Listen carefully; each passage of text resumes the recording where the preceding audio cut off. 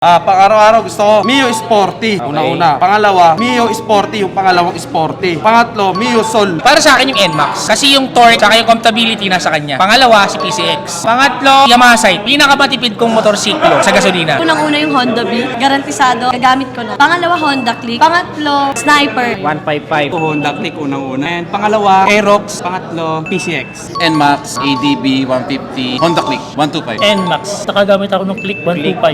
125. Pangatlo ay Honda Beat. Yamaha NMAX, Aerox, and Honda Click. 125. Yes. Honda Click 125. Aerox, PCX. Aerox, NMAX, tsaka yung Honda Click. Honda Click 125. 125. Beat, Click, tsaka Aerox. Aerox, Aerox. Honda Beat, NMAX. Top 3, siguro number 3 is Honda Click. Pangalawa, yung Aerox. Para sa akin yung number 1, NMAX. Sa kanila. Honda Beat, Mio I 125. Tapos, Sight. Honda Beat, Honda Click, MT-50, ADB, NMAX, saka Aerox.